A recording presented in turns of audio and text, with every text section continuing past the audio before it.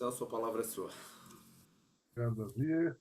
Vamos, antes de começar com a bênção, eu queria, desculpa pela garganta, eu queria dedicar o estudo de hoje a Leilud Nishmat, a elevação da alma, um grande amigo meu de Belo Horizonte, Dr. Arnaldo Scheinberg, faleceu repentinamente ontem, então eu queria dedicar esse estudo à elevação da alma dele. Então vamos fazer as bênçãos, e eu estou com o Shabbat Shalom, está na página 49. Baruch atah Adonai, Eloheinu melech haolam, asher kideshenu b'mitzvotav v'tzivanu, לעסוק בדברי תורה. Amém. Amém. וחלל Amém. נא אדוני אלוהינו את דברי תורתך בפינו ובפי עמך בישראל, ונהיה אנחנו וצאצאינו וצאצאי עמך בישראל, כולם יודע שמך ולומדי תורתך לשמה. ברוך אתה אדוני המלמד תורה לעמו ישראל. Amém. Amém. ברוך אתה אדוני אלוהינו מלך העולם אשר בחר בנו מכל העמים ונתן לנו את תורתו. ברוך אתה אדוני נותן התורה. Amém. Amém. Bom, pessoal, vamos trabalhar um pouquinho, estudar um pouquinho a paraxá dessa semana, que é a paraxá Shemot. Primeira paraxá do segundo livro da Torá, o livro também chamado Shemot, em português conhecido como Êxodo. E vamos lá, sobre o que trata essa paraxá? Eu contextualizo aqui primeiro. O povo está vivendo no Egito desde que foi para lá levado por José, e isso está descrito no capítulo 1. A paraxá, só voltando um pouquinho, ela vai ela vai do 1:1 até o 6:1. E aí, no capítulo 1, o povo vivendo no Egito. Depois, no capítulo 2, é descrito o nascimento, infância e juventude de Moshe. No capítulo 3 e parte do capítulo 4 é o chamado de Moshe, feito por Deus. E no capítulo 4, 5 e o primeiro versículo do capítulo 6 é o retorno de Moshe ao Egito, porque a gente vai ver que ele vai sair do Egito em algum momento aí. Muito bem. Então, vamos lá. Cada um desses temas aí, aprofundar um pouquinho.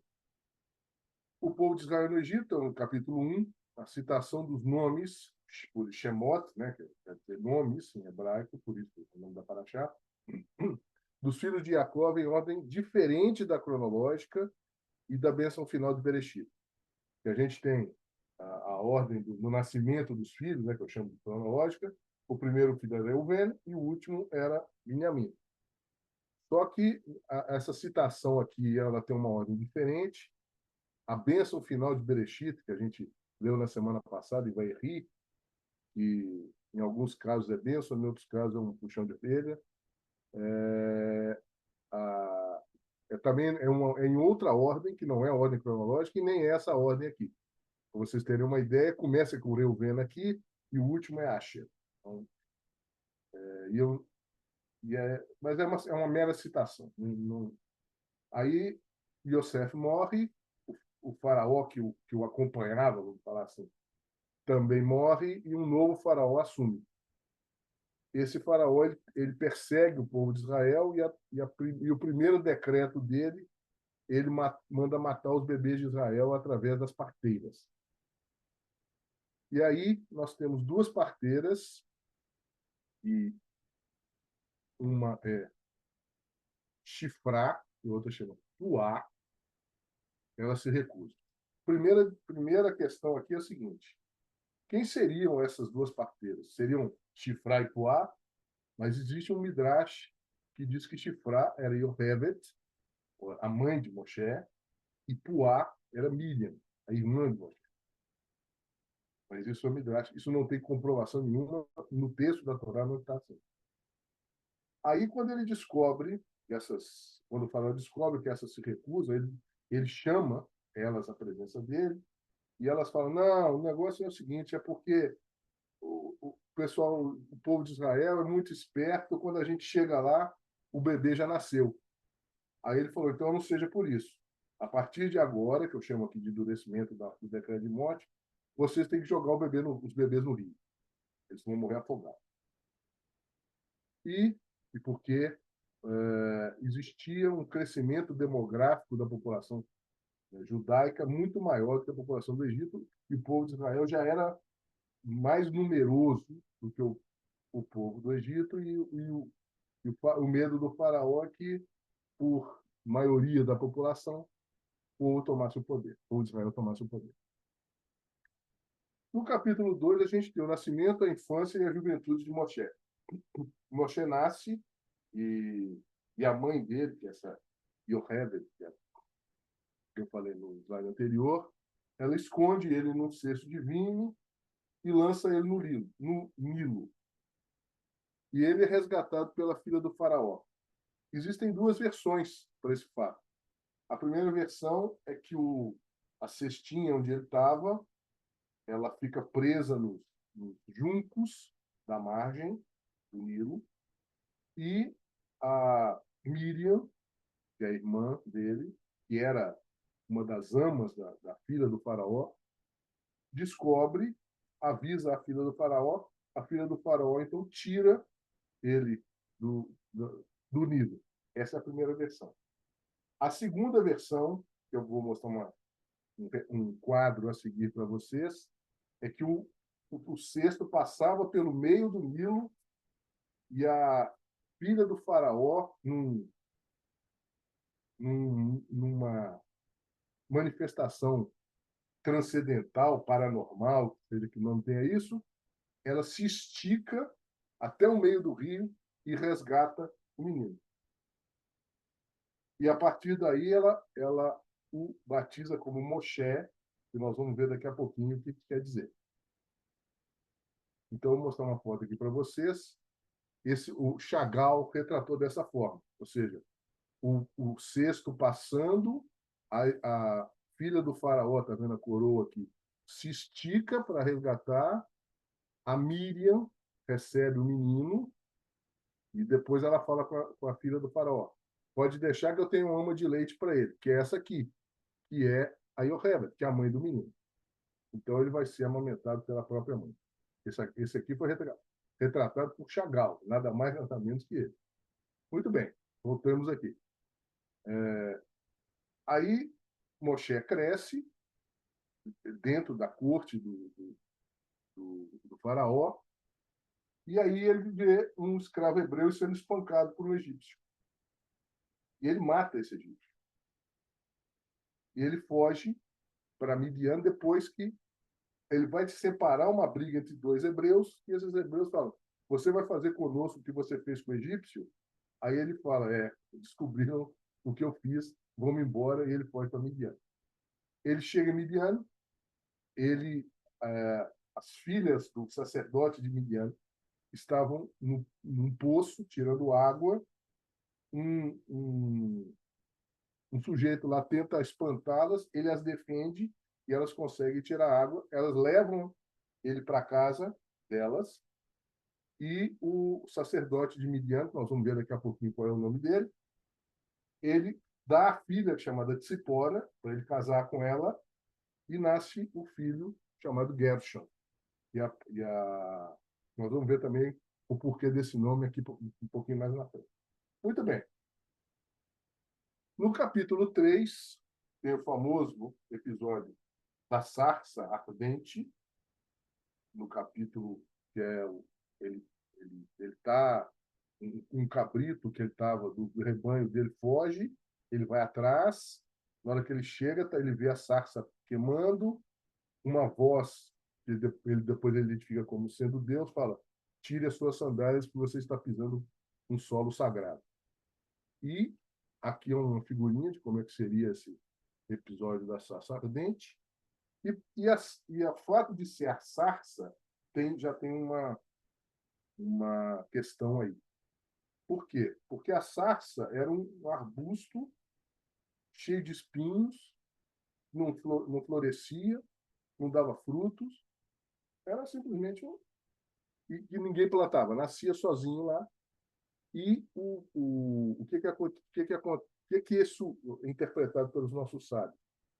Que é um chamado à humildade, que vamos dizer assim, o arbusto menos significativo, menos importante, serve como um elemento de mensagem entre Deus e Moshe. E isso tudo acontece no Monte Horeb. Deus, então, designa Moshe como líder do povo e já fala que ele vai atingir o Egito com... Ele não usa a palavra pragas, aqui não é usada, mas ele fala que ele vai ferir o Egito. Deus já está prevendo essas pragas. Muito bem. Aí o Moshe fala, bom, eu tenho a boca e a língua pesadas. E aí tem toda uma interpretação, todo um comentário, se ele seria gago, se ele teria a língua presa, se ele teria algum outro problema de fala. E Deus fala, não, não, não, isso não é problema. Você vai se comunicar através de Aharon. Eu vou dizer para você, e você repete para ele, e ele fala com o povo. E aí, depois disso, ele volta ao Egito, ordenado por Deus, depois que ele sai de Midian. E aí, nessa volta ao Egito, acontece um episódio que não é muito famoso, não é muito falado, que Deus tenta matar Jackson. Mas não fala como. Não fala como. Aí os comentaristas acreditam que ele contraiu uma doença e que a forma em que ele se cura dessa doença é através da circuncisão. E quem que faz a circuncisão? A mãe. Diferentemente lá de Abraão, né, que se auto-circuncidou, circuncidou os filhos e tudo mais, Cipora, a mãe, o circuncida. Deixo isso para a reflexão de vocês aí. O que significaria a mãe fazendo a circuncisão? Isso não é uma coisa muito costumeira. E aí, de volta ao Egito, Moshe e Aaron vão ao faraó, conforme está mostrado nessa figura aqui. E vocês vejam que os dois já eram idosos, porque quando o povo sai do Egito, nós vamos ver isso daqui a algumas semanas, Moshe já tinha 80 anos. Então, por isso, e Arão era mais velho que Moshe. Então, por isso estão esses dois senhores aqui falando com o faraó. E o que eles falam? O que está naquela animação que muita gente viu, quem não viu, eu recomendo que veja, o Príncipe do Egito, que ele fala: deixe meu povo ir, let my people go, tem uma música e tudo mais. Só que o faraó não dá bola para isso e, pelo contrário, ele piora a situação dos escravos israelitas. Ele aumenta o trabalho, eles fabricavam tijolos e esses tijolos levavam palha dentro deles e o faraó fala com os capatazes, fala, não deem mais palhas para eles, vão ter que buscar a palha, trazer e fabricar os tijolos, e tem que fabricar mais tijolos do que estavam fabricando antes. E aí piora a situação dos escravos hebreus, né? Que vão ser libertados daqui a pouquinho, daqui a algumas semanas, e então Deus fala com Moshe: fica tranquilo, vocês vão sair, mas antes o Egito vai sofrer e eu vou enviar muita punição ao Egito, que a gente sabe que vão ser as 10 pragas. Muito bem. E aí, esse é o resumo da Paraxá. E aí eu quero trazer o tema para a gente pensar um pouquinho, para a gente estudar um pouquinho, que é exatamente o nome da Paraxá, Shemot, quer dizer, nomes, e como eu falei agora há pouco, ela se inicia com a citação dos nomes de Jacob, numa ordem diferente da usual, e não cita nem Yosef, nem os filhos dele, Menaché e Efraim. Não são citados nesse momento aqui da Paraxá. Se vocês olharem, são citados 11 filhos. Tá? Obviamente, fazendo um parênteses aqui, a gente sabe que tinha Diná na história, mas Diná só acontece aquilo que a gente viu da violação que ela sofre e ela não aparece mais na Torá. E aí, voltando, trabalhando com a questão dos nomes aqui. As, os nomes das parteiras, Shifra e Puá, são citados. E, como eu disse, tem um Midrash que diz que uma seria Yochebed, a mãe, e a outra seria Miriam, e tem um outro Midrash que fala que seria Elisheva. Elisheva era a esposa de Arão. Então, essas e o Rashi fala nisso também. O Rashi é o sábio do século XI. Ele fala que não só eram Yochebed e Miriam, como eram as duas únicas parteiras do Egito inteiro.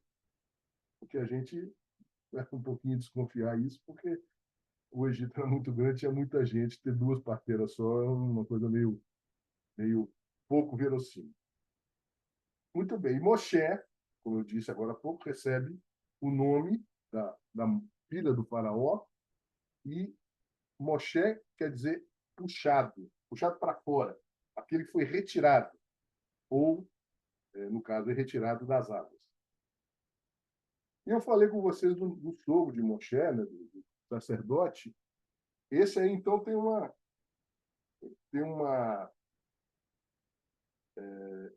um exagero de nomes. Ele tem 3 nomes na mesma paraxá. Uma hora ele é chamado de Reuel, outra hora ele é chamado de Éter, e outra hora ele é chamado de Itró, que é o nome de uma paraxá que nós vamos ver mais adiante. Itró. Então ele tem 3 nomes. A mesma pessoa tem 3 nomes diferentes. Então vocês vejam assim que a questão dos nomes é uma coisa que é importante a questão dessa diversidade de nomes, a ser importante na paraxá. O Gershon, que é o primeiro filho de Moshe, ele recebe um nome derivado da palavra ger, que quer dizer estrangeiro, porque ele fala que meu filho vai chamar Gershon porque eu fui estrangeiro no Egito. Aí, a gente caminhando um pouquinho, no versículo 13 do capítulo 3, quando Moshe está com Deus lá na sarça ardente, lá no Monte Horebe, ele fala: mas como é que eu vou me apresentar ao povo e dizer que eu conversei com Deus? Qual é o seu nome? E Deus responde para ele, uma frase que muita gente conhece: Erie Asher Erie. E tem até uma melodia que a gente canta no nosso Kabbalat Shabbat aqui do chamar. Quer dizer, eu sou o que sou. Na realidade, se eu traduzir ao pé da letra, está no futuro isso. Eu serei o que serei. Então, então Deus fala com ele assim. Deus diz a ele, como está aqui já no versículo 14: meu nome é Erie Asher Erie. Assim você deve dizer aos israelitas: Erie me enviou a vocês. Tá? E aí, mais do que isso, o Masplout traz um texto, uma citação do filósofo alemão Martin Buber, que ele fala o seguinte: o verdadeiro, entre aspas, nome de uma pessoa é a essência da pessoa, destilada a partir de seu ser real, para que a pessoa esteja nele presente novamente.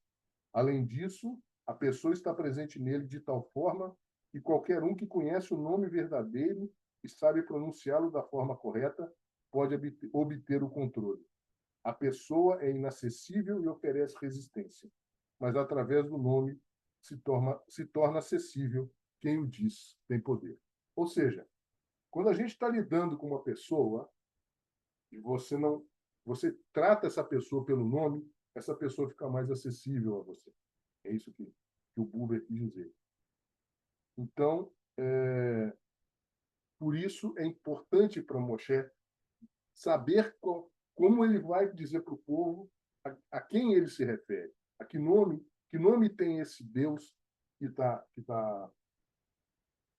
mandando ordens através dele. E no versículo seguinte, versículo 3:15, Deus completa mais ainda: assim você dirá aos israelitas: Eu sou o eterno Deus de seus ancestrais, Deus de Abraão, Deus de Isaque e Deus de Jacó. Este é o meu nome para sempre. Esta é a minha denominação por toda a eternidade. E a gente repete isso diversas vezes, não só na Torá, como na nossa liturgia, que a gente fala Deus de Abraão, Deus de Isaac, Deus de Jacó. Elohei Abraão, Elohei Isaac, Elohei Jacó. Isso é repetido inúmeras vezes. E Deus escolhe ser assim chamado. Ou seja, o nome também para ele é importante ele escolher como ele quer ser chamado. E aí, agora, eu vou falar um pouquinho sobre questão do nome no judaísmo, é importante. Eu achei aqui uma pesquisa que foi feita em 2004, uma enquete nas sinagogas americanas, que a pergunta era: por que você vem à sinagoga? Qual era a resposta mais esperada? Eu venho para rezar. Essa foi só o terceiro colocado. A resposta mais citada foi: eu quero estar em um lugar onde eu seja conhecido pelo meu nome. Ou seja, o nome, a forma como a gente é chamado, a forma como a gente é conhecido, é muito importante para todos, não só para a pessoa. A gente ser conhecido pelo nome, a gente ser chamado pelo nome, é muito importante. Então, essa é a primeira resposta. A segunda resposta é estar em um lugar onde eu possa conviver com outros judeus. E só em terceiro lugar, as pessoas responderam que vêm à sinagoga, que vão à sinagoga para rezar. No judaísmo, é tão importante a questão do nome que cada um de nós tem dois nomes. Às vezes eles são iguais, mas às vezes tem dois nomes. Tem um nome civil, que é aquele nome que está nos documentos, na certidão de nascimento, na carteira de identidade, e tem um nome religioso. E no caso dos conversos ou dos judeus por opção, eles escolhem seu nome. Aqueles que nascem judeus, os nomes são escolhidos pelos pais, e aqueles que são judeus por opção escolhem seu nome judaico. Uma outra coisa importante no judaísmo, eu não sei se vocês já ouviram falar, uma cerimônia chamada Shinui Hashem. Shinui Hashem quer dizer mudança de nome. Quando uma pessoa está moribunda, está com uma saúde muito delicada, existe uma cerimônia que se troca o nome da pessoa. E isso é uma superstição, digamos assim, porque a troca do nome enganaria o anjo da morte. O anjo da morte vem buscar a pessoa, sabendo o nome dela, na hora que ela chega, encontra um outro nome e ele vai embora e segue na busca que ele tinha. E vou dizer para vocês que eu conheço um caso lá em Belo Horizonte de um rapaz que estava muito doente, fizeram a cerimônia de troca de nome e ele sarou. Então, isso aí existe tem alguma tem algum fundamento isso aí. E agora voltando para os nossos dias, né, hoje em dia, com essa questão como é que eu vou dizer, das opções de orientação sexual, existe a possibilidade de a pessoa ir ao cartório e adotar o chamado nome social. Ela nasceu com um nome, ela pode adotar um outro nome a partir daquele momento. Então, vou deixar de compartilhar, porque era esse material, mas ainda não vou falar um pouquinho. O que acontece? Hoje, ao que tudo indica, teremos um acordo de cessar-fogo entre Israel e o Hamas. E os nomes das pessoas que vão ser libertadas vai ser muito importante. Ou seja, esses rostos que a gente vê, aquelas. Eu acabei de chegar de Israel, então é muito comum a gente ver fotos e fotos e fotos. Aqueles rostos vão ter nomes. Aqueles rostos vão ser identificados. Então, é que eu queria trazer para vocês essa questão da importância do nome. E a Paraxá, não por acaso, tem esse mesmo nome. Obrigado. Era isso. tiver alguma pergunta, algum comentário, pode falar.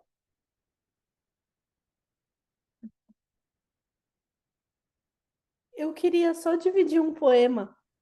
Claro. É um poema da poetisa Zelda, uma poetisa judia ucraniana, que um dos poemas mais famosos dela, que está inclusive no site do Vad Yashem, é Each One of Us Has a Name. Cada um de nós tem um nome. E aí ela vai listar os vários nomes que nós temos. E eu vou compartilhar ele aqui com vocês, porque eu acho que é um poema, assim, lindíssimo e que tem tudo a ver, né, com a Paraxá dessa semana. Vou colocar aqui o link no chat. É só isso. Ok, obrigado, amor.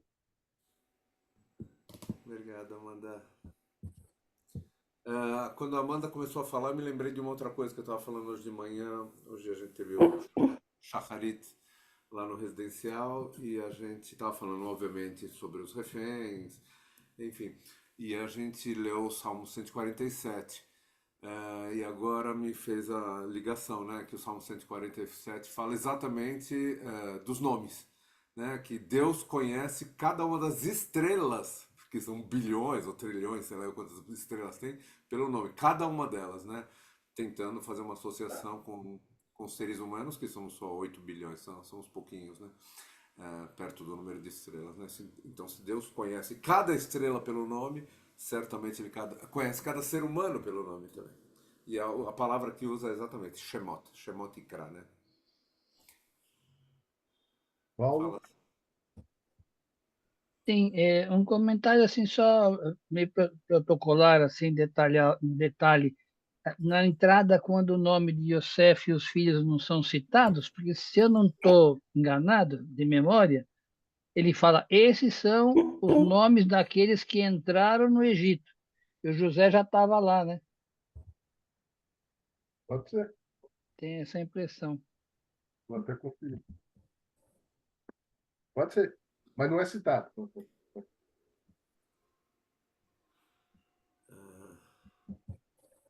Quer falar? Eu vou falar mais duas coisinhas. Primeiro, eu não sei de onde você trouxe, Celso. Você deve ter lido em algum lugar, mas eu não sei onde. Que o anjo queria matar o filho de Moshe, né, o Gershon. Não, No não é texto. o anjo. O anjo, ou Deus, ou Na Deus, ou Torá, Deus, não importa. A Torá fala Deus, né? Mas é que é. a tradição diz que era um anjo, mas não importa. Enfim, Deus ou anjo. Na Torá, o Pshat diz que ia matar Moshe, né? Não fala nada do filho que ia Não. matar. Depois ela vai circuncida realmente o Gershon. Mas a Torá, no Pshat, pelo menos, eu reli de novo aqui, falar que é o Moshe que ele quer matar. Tá, deixa eu procurar aqui. Tá bom. Onde eu tinha achado que eu já mexi na página aqui. Servos, tá aqui, pera um pouquinho. 4 qualquer coisa.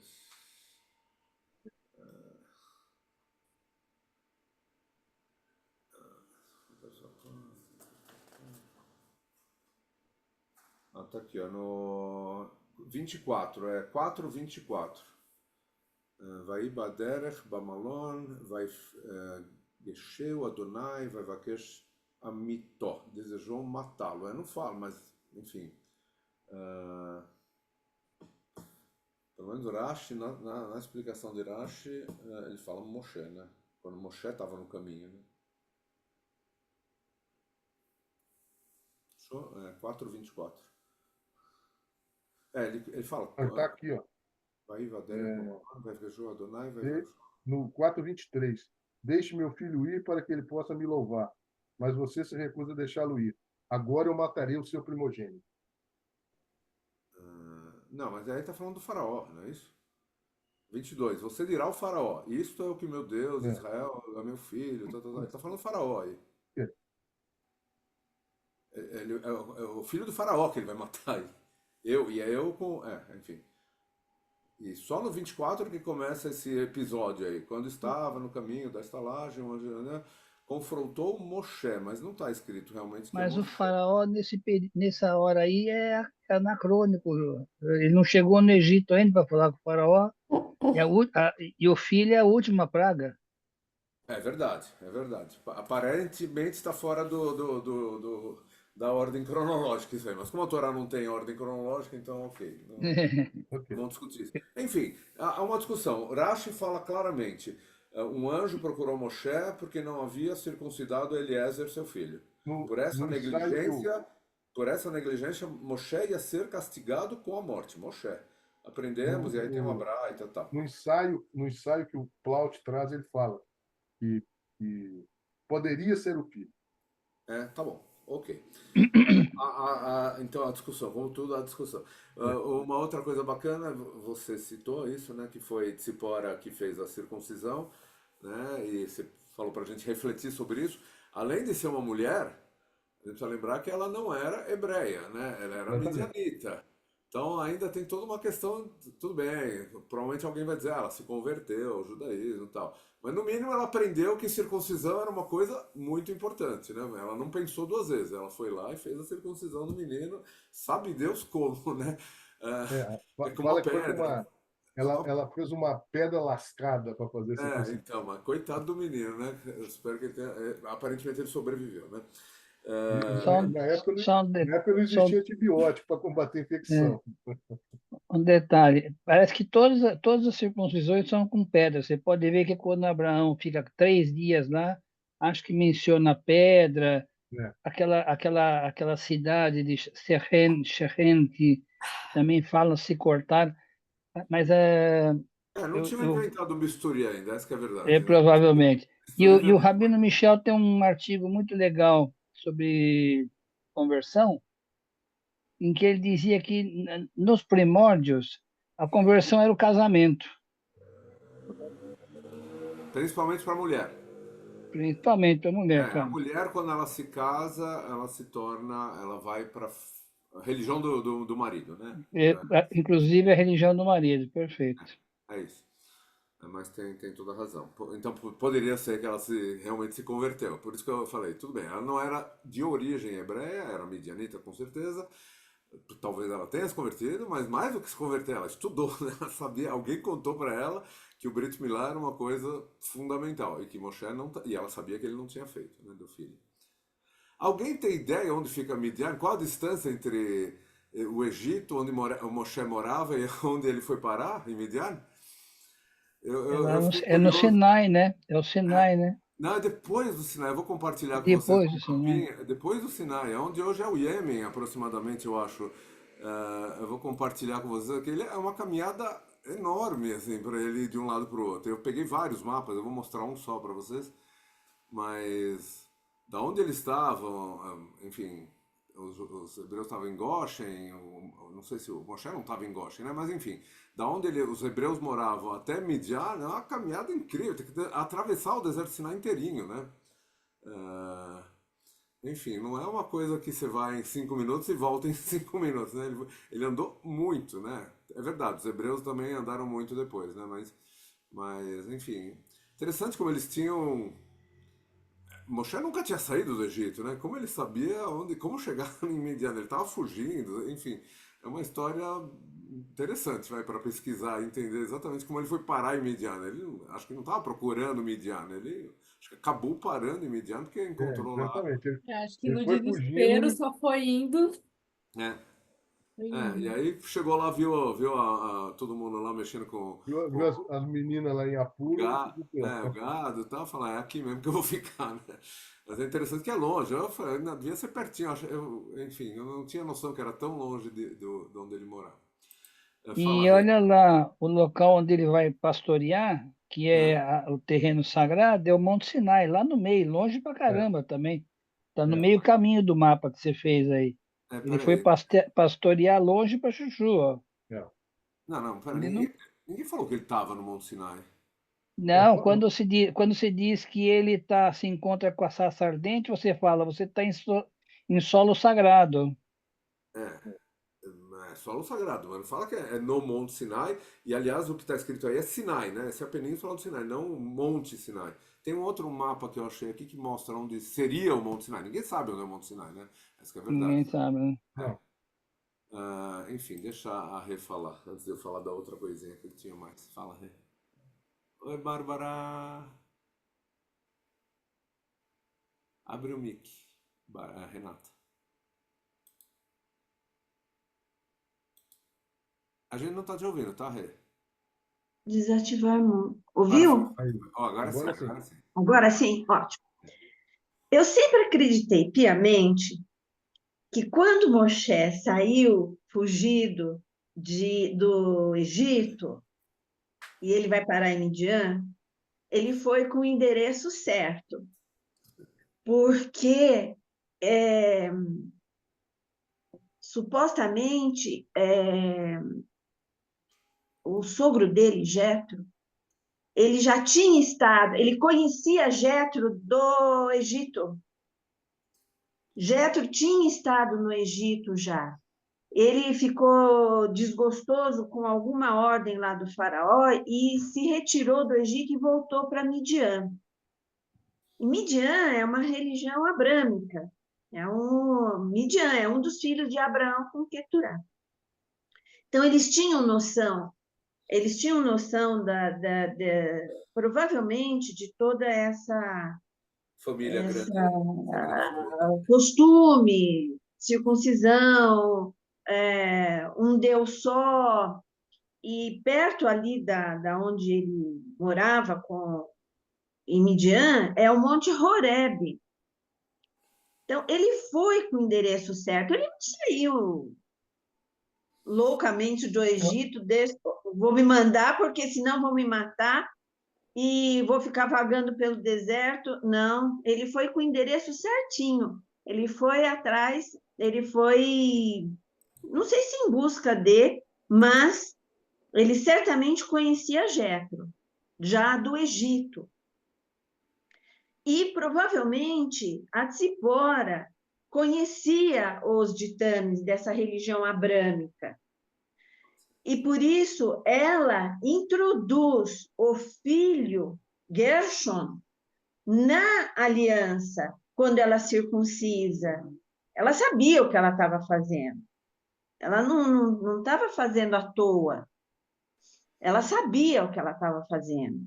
Porque ele não poderia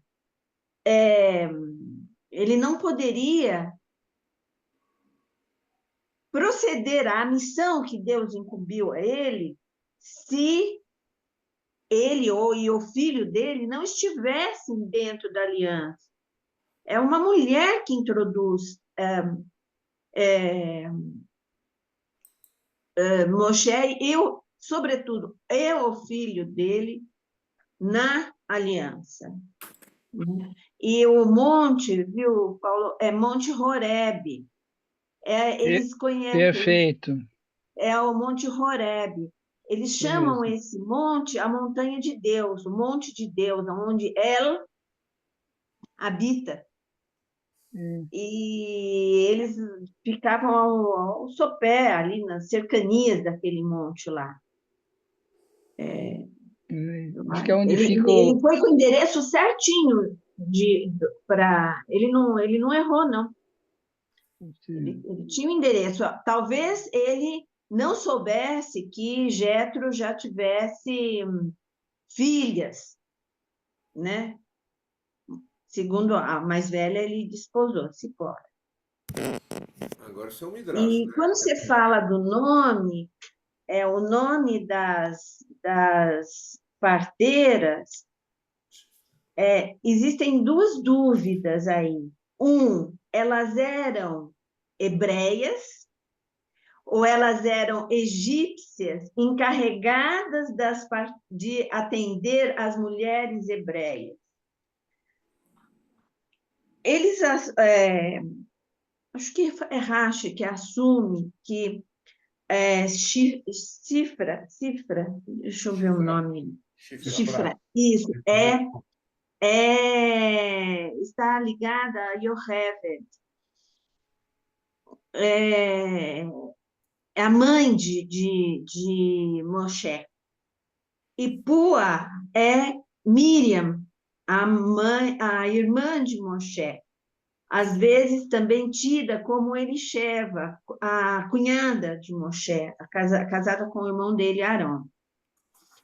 E há um debate em torno disso, que diz que elas eram, talvez, se elas são, o faraó não iria permitir que parteiras, ele não ia pedir para parteiras hebreias matar gente do povo dela. Então, é provável que essas parteiras ou tenham se convertido, ou elas tinham uma noção ética muito grande, eram tementes a Deus. E é possível que Shifra e Pua fossem títulos de profissão, de atividade.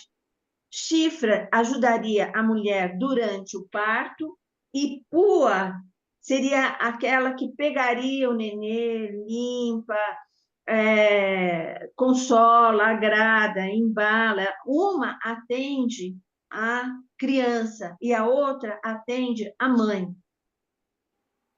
Renato, E em vez de ser apenas deixa eu te um interromper um nome, Deixa eu só te interromper um são minutinho, Renato. mulheres que têm nome depois de um monte de um trecho enorme de anonimato, né? Que ninguém fala de nome ali. E a Paraxá chama Shemot, nomes. Mas a Pua está ligado, quer dizer juventude. Então, por isso que é ela que pega o nenê e limpa o nenê, arruma, agrada. E a Shifra é a que cuida da mãe. Tá bom, Ajuda a mãe no parto, corta o cordão umbilical, enfim, é isso daí. tá ótimo, mas só para ficar claro para todo mundo, tudo isso que a Renata está falando é Midrash, tá bom, gente? Não Midrash. tem nada escrito, É, nada é, disso, absolutamente nada disso está escrito na Só Torá. uma coisinha, só não, uma não coisinha está só. na Torá, mas são vários comentaristas que Comentarista, é um Midrash. falam isso daí, essas Midrashim. interpretações, São né? alegorias, São são interpretações. alegorias E rabínicas. É agora isso. tem uma coisa, Renata, que você falou aí, isso está na Torá. Elas eram Ok. hebreias. Elas eram hebreias, elas não eram. Lemiadot haivriot. Está escrito aqui. Então, pode ser que elas eram hebreias, mas elas não eram, não existia só duas parteiras para Não, dar quem conta fala de isso, todo mundo quem lá. fala isso é o Elas Rashi. provavelmente eram encarregadas de várias outras parteiras que atuavam lá no pedaço, e se elas eram hebreias, é porque elas atendiam esse segmento, né? Obviamente. Quem fala Deixa que a só Bárbara eram falar. as Elas duas eram é o os Rashi. chefes das parteiras. O Bárbara, Rashi que fala que eram só as duas. também é interpretação, está escrito na Torá Também isso. é só interpretação. Hum. Deixa a Bárbara Quer falar. ver quem que Bárbara. fala isso? Deixa eu falar para vocês. Deixa eu ver aqui na minha anotação. Espera só um pouquinho, Rê, deixa só a Bárbara falar um pouquinho. Tá, fala. Eu Fala, vou Bárbara. desligar. Deixa eu baixar a mão aqui. Espera. Bárbara, tá ouvindo? Pode ir? Pode. Boa noite. Oi, Bárbara. Tô comendo, né, como sempre, vocês estão me vendo aqui, porque eu cheguei agora em casa, então tem uma desculpa, né, que eu tô tomando café agora. Então, eu vou falar uma brisa, como sempre, né, mas talvez seja uma brisa interessante. Muito legal, Celso. Finalmente, né, eu apareço às vezes, mas quando eu apareço, né, é muito bom para mim. Você falando sobre os nomes, a importância dos nomes. E eu tô lendo um livro de Kabbalah e também tem essa. Eu tô numa parte que fala sobre nomes, sobre conceitos, né, de Deus, enfim, sobre várias questões da espiritualidade. E é interessante porque a linguagem, né, ela constrói a realidade. Não que ela constrói a realidade, é que assim, existe o real fora de nós e nós organizamos esse mundo, né, através da linguagem. Então, por exemplo, é uma brisa minha, gente, me desculpe, mas eu não pude evitar. Quando você tem um nome, esse nome, ele guarda em si as potencialidades que você pode alcançar. né? Então, um nome em determinado idioma vai carregar em si uma tal realidade conceitual. Um nome em outra realidade também outra língua vai carregar outros conceitos. Então, nesse livro fala sobre a questão do conceito de Deus, né? Eu sempre tive esse incômodo. Deus, para mim é um nome muito, assim, a palavra Deus é muito vaga para mim. E esse não é o real nome do eterno, de Deus, né? E quando ele fala serei o que serei, enfim, é um nome enigmático. Sempre tive esse deslumbramento, encantamento com essa passagem, porque ele não está falando, demonstrando a essência dele toda, né? É um nome enigmático e é como se ele falasse: você não vai conseguir acessar a minha real essência. Eu sou o que sou, eu estou sendo. E eu acho isso muito genial, porque a gente tem algumas pistas sobre a divindade, mas a gente não consegue conceituar em nenhum idioma. Lógico que o hebraico tem toda enfim, uma maneira diferenciada de categorizar Deus e diversos, enfim, atributos. Então, essa é a minha brisa, gente. Inclusive a questão da fé também, né? Emuná, eu não sabia o que significava emuná a fundo, né? Eu pensava, é fé. Mas não, emuná tem a ver com uma prática, uma disciplina. E eu não sabia de nada disso, que também tem a ver com emun. Até peguei o livro aqui, vocês que sabem hebraico. Emun tem a ver com uma prática, uma disciplina. É isso também, não é? Emun, eu não sei se é emun. Eu não conheço. Enfim, Não conheço. imun, Emuná? imun. E Imun. tem a ver com amém. Então, assim, você Amém? vê que a É, tem com palavra amém. fé, Com amém eu sei que tem a ver. Amém, você com vê que a certeza. palavra fé, ela é uma coisa, né? Que foi traduziu e muda os conceitos. Mas a palavra emuná é outra. Então, olha só a riqueza, e a diferença, né? De realidades que podem ser construídas através da linguagem.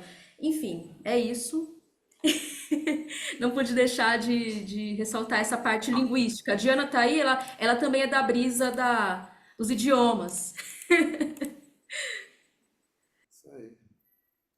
Obrigado, Obrigado, Marcos. Bárbara. Aproveitando o gancho da Bárbara, eu queria perguntar em relação às traduções, porque no meio judaico se tende a usar os nomes em hebraico. Mas quanto que influencia a tradução do nome, né? Porque, por exemplo, a gente escuta, nome não se traduz, né? Sobrenome não se traduz, mas há essa prática. Quanto da essência da pessoa, do ser bíblico ali, do personagem, ele perde com a tradução, né? A gente sabe que tem uma prática, principalmente dos protestantes, de atualmente readaptarem os nomes de traduções à versão hebraica, né? Quanto que perde na tradução o nome? Eu não sei quanto que perde, mas tem umas traduções bem estranhas. E, por exemplo, a Yoheved, que a gente está falando aqui, que é a mãe de Moshe, se você procurar um texto traduzido, ela tem um nome chamado Joquebed, que é uma coisa estranhíssima esse nome. É um exemplo. Ou seja, como perde, não sei, não saberia te dizer.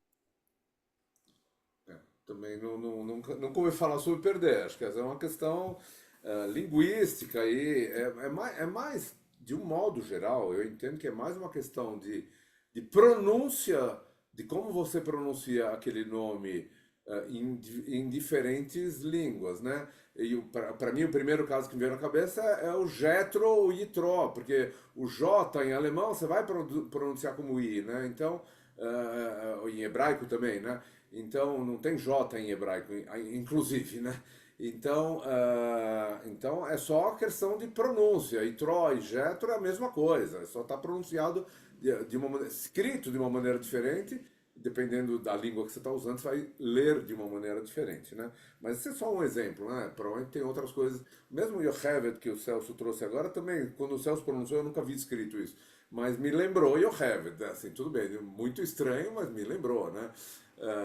Outros nomes são adaptações. Tô pensando, Davi, né, no meu caso, tem a questão Davi com demudo no fim, ou sem demudo no fim, mas acho que eu nunca vi.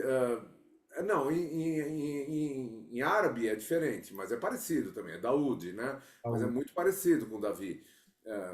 De novo, é a pronúncia, é o jeito de escrever.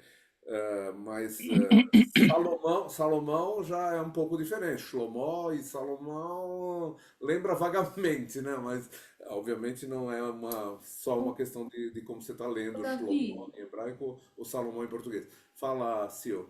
É Sil? Não, Bárbara, eu. Fala. Desculpa, só uma questão. Por exemplo, eu acho que depende. Acho que nem sempre, não sei. Por exemplo, é o nome de Abel, por exemplo, né? Hevel tem a ver com. Ai, como é que é? Não é vaidade? Não, Como não, é tudo que bem, é? mas é o mesmo nome.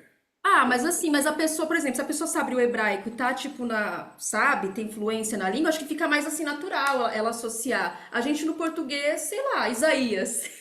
Tipo, acho que no hebraico Não, talvez tudo bem. Faz muito mais sentido no hebraico. Se o nome tem uma característica, essa como você trouxe, Bárbara, de que ele, enfim, traz todo o potencial da pessoa, tal, tal, tal, aparentemente você só vai entender isso na língua original, né? Numa tradução você perde isso aí, né? Com certeza. E aí, Exato. pela Diana, nesse sentido, claramente você vai perder. Mas quanto perde, sei lá, depende da língua. Mas o ideal seria realmente a gente poder estudar no hebraico e ir atrás da origem do nome em hebraico, com certeza. Aí ele vai te trazer, vai fazer talvez mais sentido, né? Mas deixa a Silvia falar um pouquinho agora. Ou o Greg, não sei. Eu nunca sei se é a Silvia ou o Oi, Greg. pessoal. Então, Boa noite. boa noite. Eu tenho uma pergunta referente à questão, como seria a visão reformista sobre o assunto dos nomes? Porque, por exemplo, a Bárbara fez menção que um nome traz consigo uma carga, bem que seja positiva ou negativa, e, bom, às vezes pode ou não determinar o futuro de uma pessoa. Ahm, Após eu ter feito a minha Dambrit, eu lembro que eu desci com o Nilson para a praia, a gente fez Mikvé e ele fez uma explicação grandiosa para mim sobre a questão do nome, né? Então, tipo, na Cábala, não sei se no meio Massorti, mas na Cábala acredita-se que com esse nome hebraico a gente recebe um Ibum, uma alma judaica que que de alguma forma vai trazer uma grande mudança na vida da gente. Inclusive, tem uma série de passos antes de se acrescentar esse nome hebraico na vida da gente. Mas qual seria a visão reformista sobre a questão do nome? Acho que não existe. Acho que não existe. Isso que você está trazendo é muito místico, né? Sim. A reforma não entra nisso. A reforma ela é racionalista, né? Por excelência, né? Então, eu nunca ouvi falar de que tem uma visão reformista sobre o nome da pessoa. Nunca ouvi. Pode ser que tenha, ou algum rabino especificamente tenha trabalhado com isso, algum rabino reformista tenha trabalhado com isso. Mas, de um modo geral, judeus reformistas que têm ligação com a Kabbalah ou com a mística judaica de uma maneira geral vão pelo caminho da mística, não pelo caminho da reforma. Princípio. Pelo menos eu nunca ouvi falar, não sei se o Celso ouviu falar alguma coisa. No mundo Massorti também, não precisa ser na reforma, no mundo Massorti, eu nunca ouvi falar nada disso. No mundo liberal em geral. Nunca ouvi falar. A reforma ela manda até rezar na própria língua do país, né? Fala mais Jacó do que Jacó. Na reforma mais radical, a reforma mais antiga, vamos dizer assim, né? A primeira reforma, é isso mesmo que você está falando. Os primeiros Sidurim reformistas praticamente não tinham hebraico. Serviço na CIP, nos anos, sei lá, 20, 30, 40, não sei, eram em alemão, não tinha nem português, era em alemão os serviços, não tinha, né, hebraico, esquece. E nem português, porque eles não sabiam português. Então, o Sidur era em alemão. Né? E assim deve ser em muitas sinagogas reformistas do começo do século XX. Né? Mesmo nos Estados Unidos, a mesma coisa. Os primeiros Sidurim em inglês demoraram para sair, né, nos Estados Unidos. Então, bom, mas isso é outro assunto, né? Fala. Tá. Mais uma pergunta. já é uma questão, uma dúvida pessoal. Eu escutei, não sei se eu entendi errado, que assim, quando uma pessoa se converte, ela coloca um nome hebraico, um nome religioso. Por que quem é judeu de ventre judaico, por que coloca um nome civil e por que tem a necessidade de colocar um nome hebraico? No caso, seria a adaptação, assimilação à cultura do país e, tipo, por exemplo, colocar, sei lá, Leopoldo, vai ser seu nome civil, mas a gente vai colocar Yehoshua, seu nome hebraico. Por que essa questão quando é um judeu nato? Porque, porque a gente não vive em Israel. E muitos dos nomes em hebraico, ou dos nomes bíblicos, não precisa ser bíblico, né? Mas em hebraico. Eu tenho muitos sobrinhos em Israel, acho, acho que nenhum deles tem nome bíblico, tá? Todos são nomes em hebraico, mas não bíblicos. E eles não têm outro nome, é só esse nome, ponto, né? Quando tem algum documento tipo passaporte, tem que transliterar o nome, né? A gente que vive no Brasil, não todos nós, né? Tem gente que mesmo vivendo no Brasil dá um nome em hebraico que às vezes faz sentido, às vezes não faz, né? Eu, por acaso, tenho o nome Davi em hebraico e em português e faz todo sentido, né? Mas, enfim, mas tem gente que dá um nome diferente, ou diferente, assim, em português soa diferente, é isso que eu quis dizer, né? E aí a pessoa tem o mesmo nome em hebraico e em português. Agora, para quem acaba dando, por exemplo, meu primeiro filho tem um nome em hebraico, né? Em português e hebraico é igual.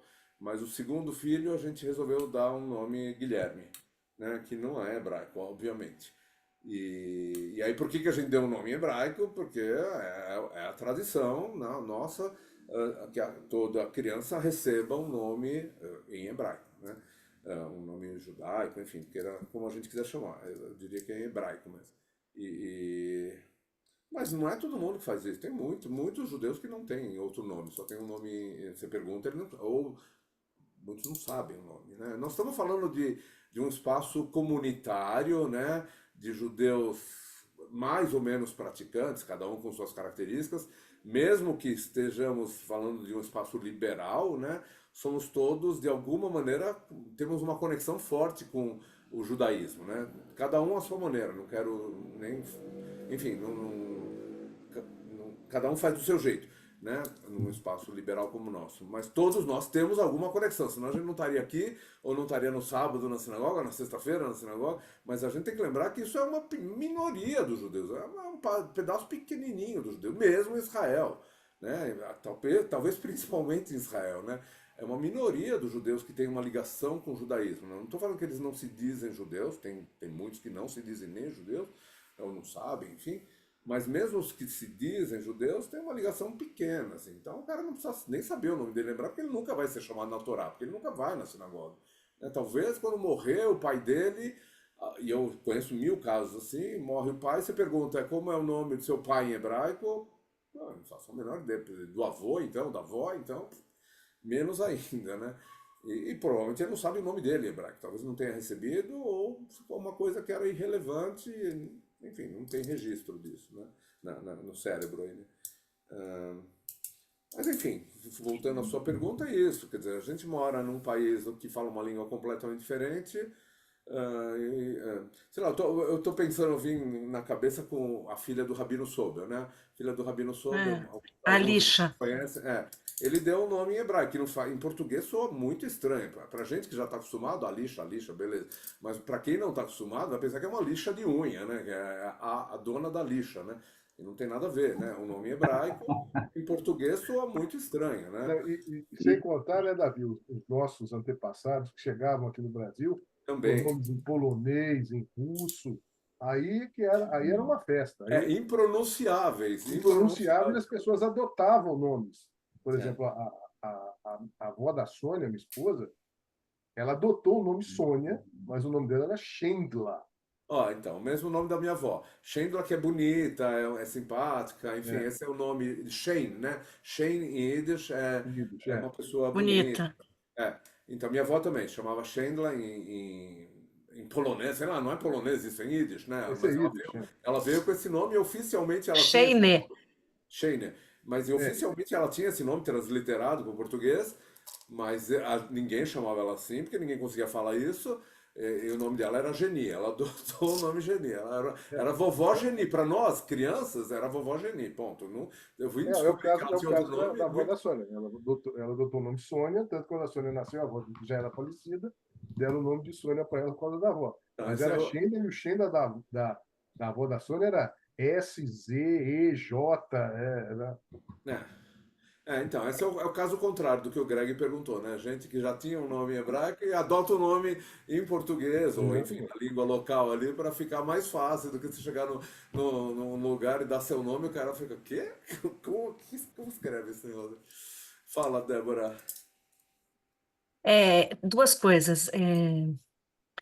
Quando o Celso falou da cerimônia de mudança de nome para enganar o anjo da morte, eu confesso que eu me emocionei tremendamente, assim, e também partilho que neste momento, falando disso, é uma emoção muito forte que me vem. Eu tenho um irmão que faleceu faz 2 anos e meio.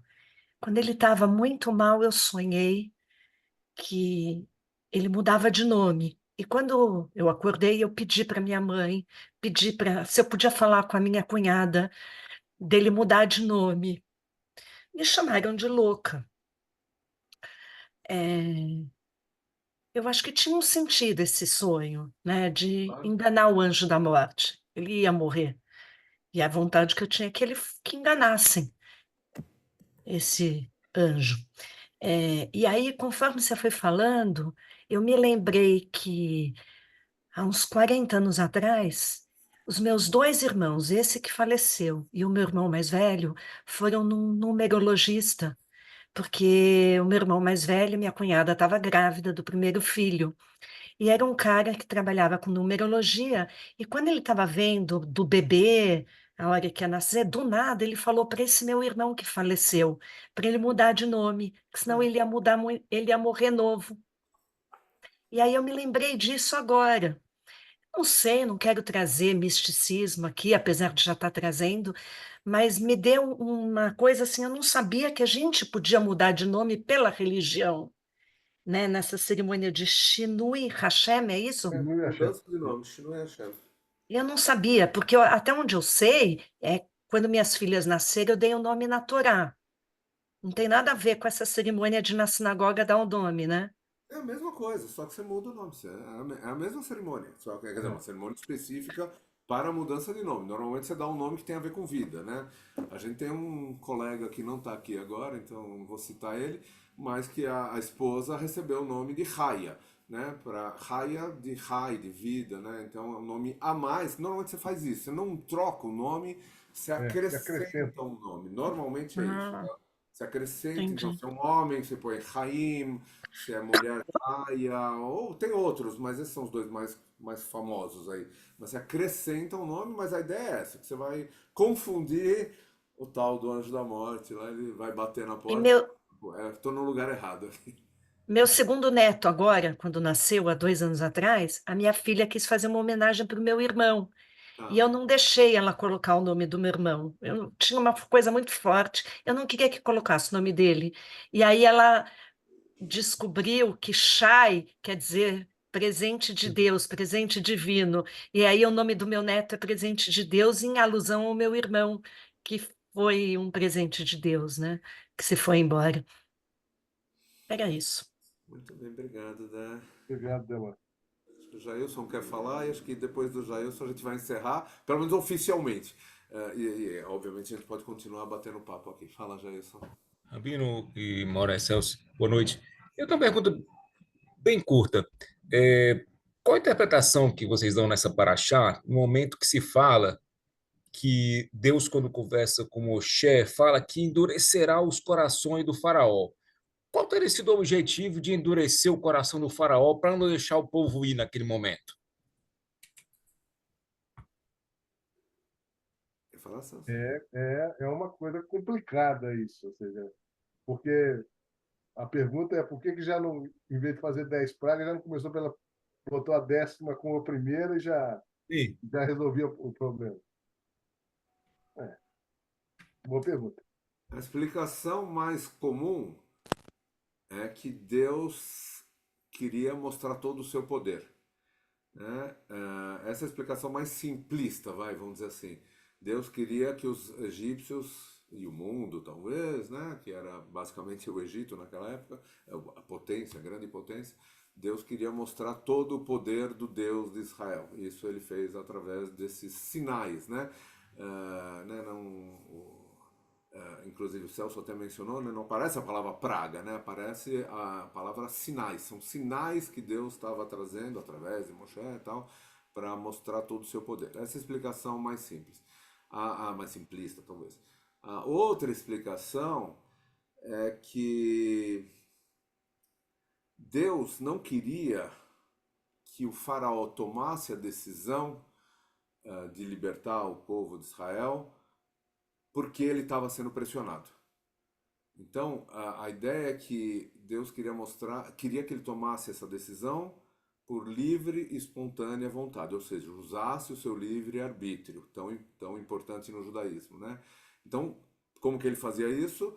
Ele reforçava, assim que ele fazia a praga, enfim, o sinal aí que era uma coisa ruim para os egípcios, ele reforçava o coração do faraó, né, para o faraó continuar forte e não se dobrar simplesmente, entre aspas, porque aconteceu uma praga, né?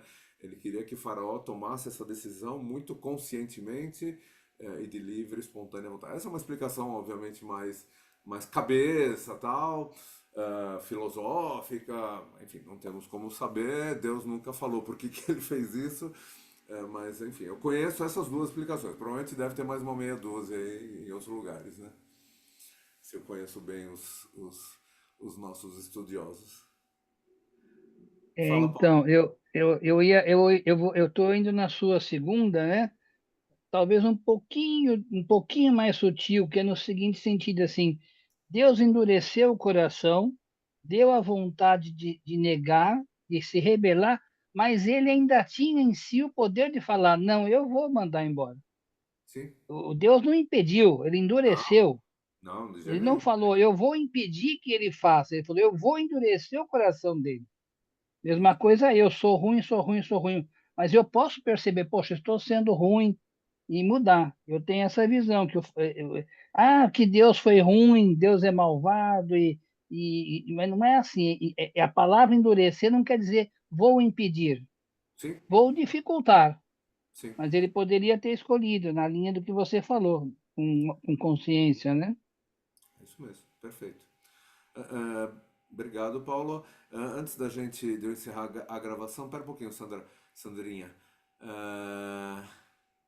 Eu só queria lembrar algumas coisinhas, rapidamente, agora nos comerciais. Sábado, a gente tem na sinagoga, né, lá em Genópolis, o nosso Shacharit Shabbat, às 9h30 da manhã. E a gente vai ter mais um aniversário esse sábado. Para quem não estava no sábado passado, a gente comemorou o aniversário do Michel Freller, do Moré Michel. Esse sábado vamos comemorar o aniversário do Maurício Dourado. Então também vai ter um momento muito especial, comunitário, e no Kiddush com certeza também. Maurício costuma trazer coisas muito gostosas no Kiddush. Mas enfim, quem estiver em São Paulo, venha. Quem não puder, entre online. E eu vou aproveitar no sábado, é o Wilton que vai fazer a drachá, né, Celso, se eu não estou enganado. Então temos um drachista muito especial. Para quem não conhece o Wilton, é outra oportunidade muito interessante.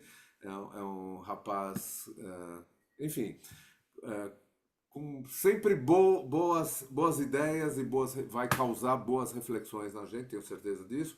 Eu tenho mais um aspecto que eu não vou trazer agora, porque por causa do horário e tal, mas eu andei estudando umas coisas relacionadas a Moshe interessantes. Se der tempo no sábado eu conto para vocês sobre essa paraxá também. E a última coisa que eu queria falar, no dia 31 de janeiro, eu parei em agosto, 31 de janeiro, ou seja, daqui a 2 semanas, já nem sei, a gente vai ter um super Kabbalat Shabbat para começar a comemorar os 20 anos do Neshama. Vocês já receberam um Save the Date.